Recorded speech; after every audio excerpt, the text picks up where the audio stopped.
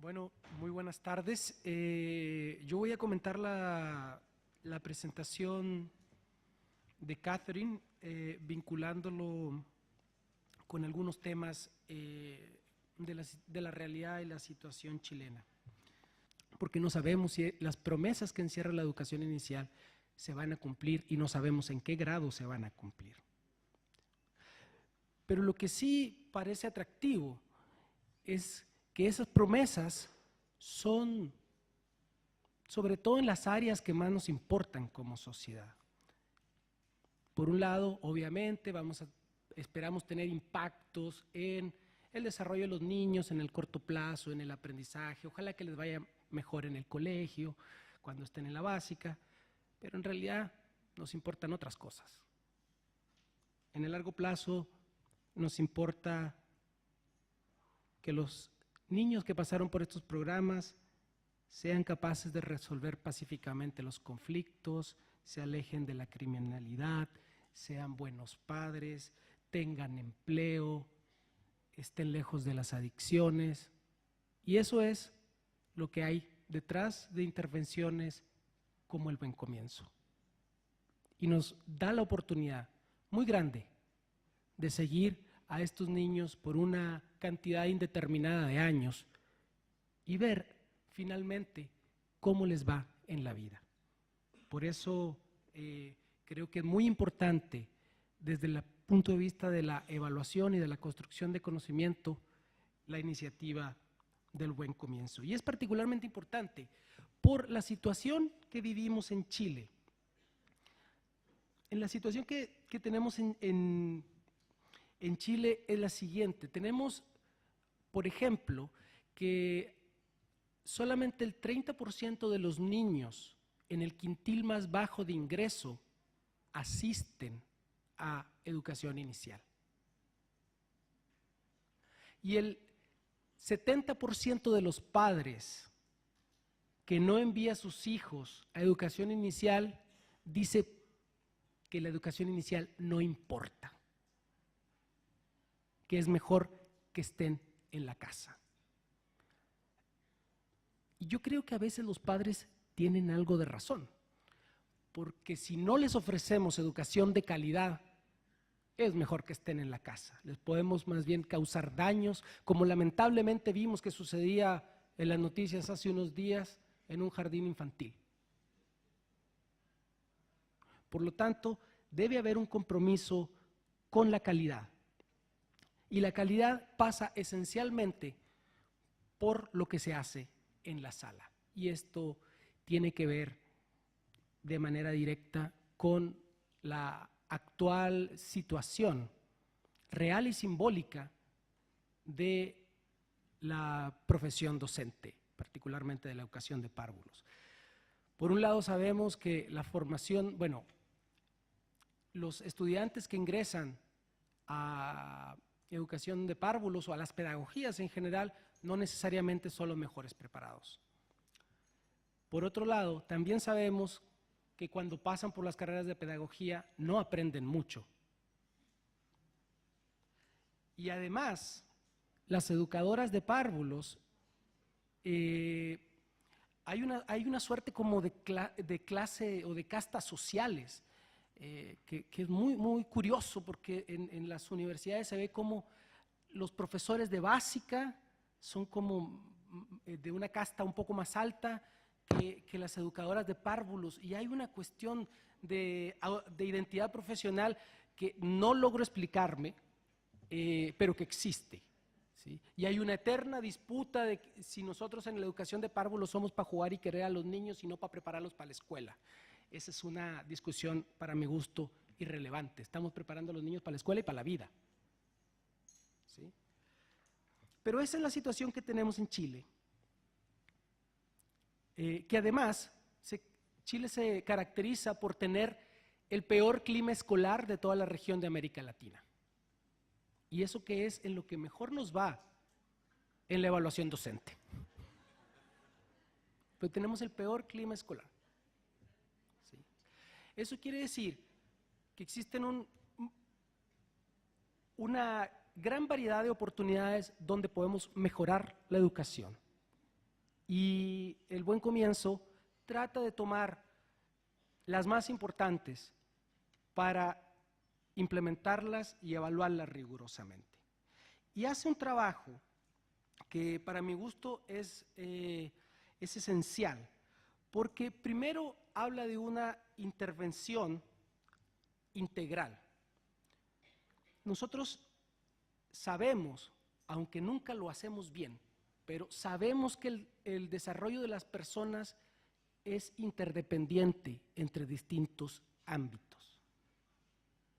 Una persona que no desarrolla bien su autoestima va a tener problemas para desarrollarse en otras áreas.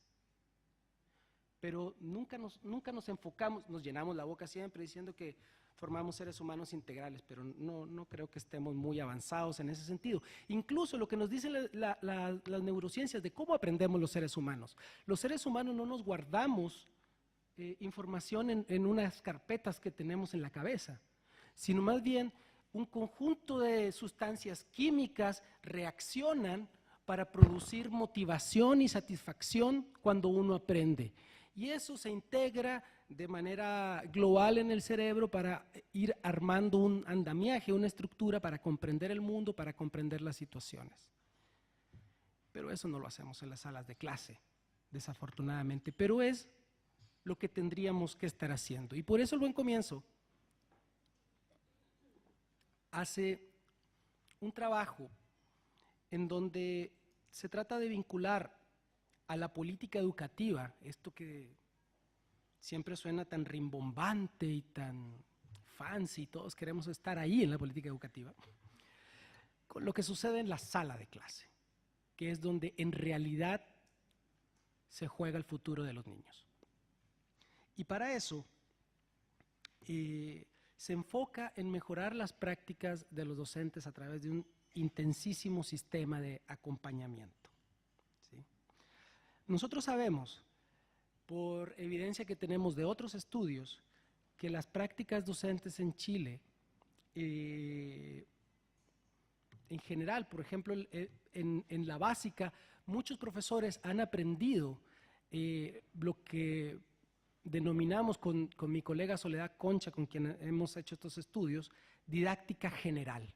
Los profesores pueden organizar sus clases, tienen inicio, desarrollo y fin, aunque se caen siempre en el final, porque no les queda tiempo, pero tienen esa estructura, mantienen a los niños ocupados en actividades, no pierden tiempo, en general tienen el material preparado. Y eso, muchos profesores, hemos visto, lo hacen muy bien. Y yo creo que en gran medida es por eso que hemos usufructuado de este mejoramiento en las prácticas y vemos ahora avances en lenguaje, por ejemplo, consistentes en PISA y en el CIMSE. Estamos avanzando por ahí. Pero ese fondo se acaba muy rápido, porque una vez que aprendes a organizarte, pues ya no da réditos mayores. El siguiente paso consiste en mejorar lo que nosotros denominamos como la didáctica específica, que es tener un conocimiento profundo de la disciplina y de cómo enseñarla. Y ahí estamos al debe, en todas las pedagogías, de cualquier universidad, en todas. Y ese es el paso que tenemos que dar en el futuro. Y en cierta medida, un programa como El Buen Comienzo, que trata de establecer un sistema de formación o de desarrollo profesional docente in situ, busca cambiar estas prácticas y busca dar el salto de la simple organización de las prácticas de sala a una didáctica específica mucho más profunda, mucho más enriquecida y obviamente, como mencionaba Catherine, siempre atravesada por lo lúdico que es atractivo para los niños, especialmente en estas edades. Tenemos en la evaluación del Buen Comienzo un estudio muy pormenorizado de las prácticas y dentro de la lógica de la evaluación se aspira a tratar de entender los mecanismos a través de los cuales eventualmente los niños van a tener mejores resultados. De nada nos sirve saber que un proyecto tuvo buenos resultados si no sabemos exactamente por qué los tuvo. Y una de las apuestas profundas es que el proyecto tuvo esos resultados porque cambiaron las prácticas de las profesoras que participaron. Hay otras preguntas que probablemente no vamos a tener que contestar en el futuro, es si una vez que sale el buen comienzo de las escuelas, permanecen o no este tipo de prácticas. Pero bueno, eso es materia de posteriores estudios. Finalmente, me quiero referir a un par de puntos que tienen que ver con el financiamiento, la regulación y la supervisión de la educación. Y que son muy importantes y que son externalidades, por decirlo de algún modo, que han aparecido al momento de implementar la evaluación del buen comienzo. Por ejemplo, sabemos o hemos visto que parecen haber más niños en las listas de clases que los que realmente están en las clases.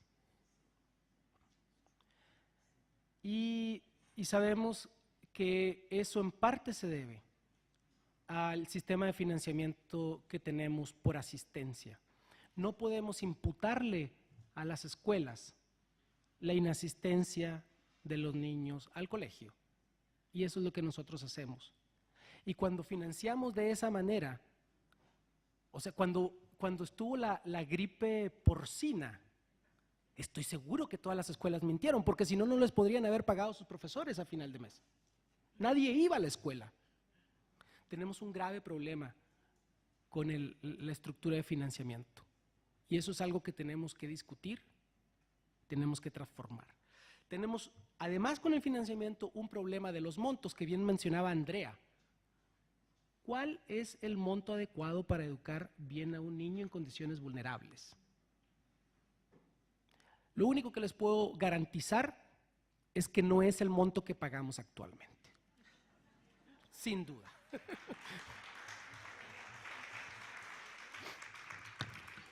Después existen temas de carácter regulatorio e institucional que también aparecen como coartando las lógicas que uno saca desde la teoría para implementar en las salas. Uno de ellos es el tema de la regulación también con el financiamiento y se vincula con el sistema de supervisión.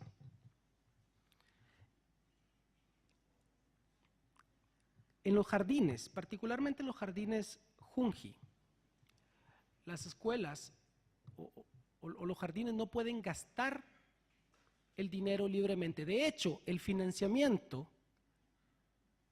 si no lo consumen todo, lo tienen que regresar.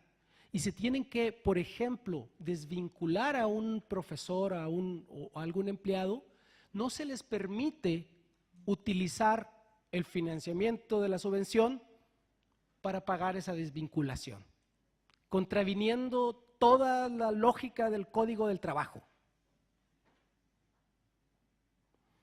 Después, en el ámbito de la supervisión,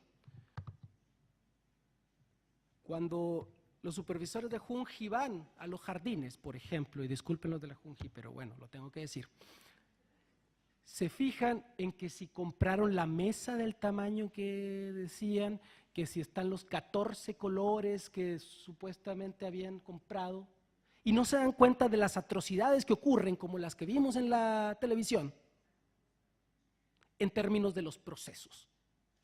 Creo que estamos muy mal enfocados. Tenemos pocos recursos en la educación inicial y preescolar y los utilizamos en ver cuestiones que no importan.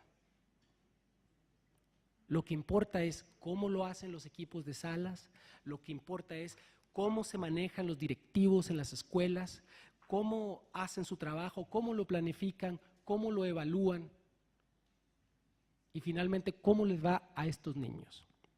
Y para terminar, yo creo que deberíamos de dar un paso adelante en términos del debate en educación inicial y dejar de pelear por las ideas, las mismas ideas que desde que Froebel inventó el kindergarten, venimos peleando en los 1800 y algo.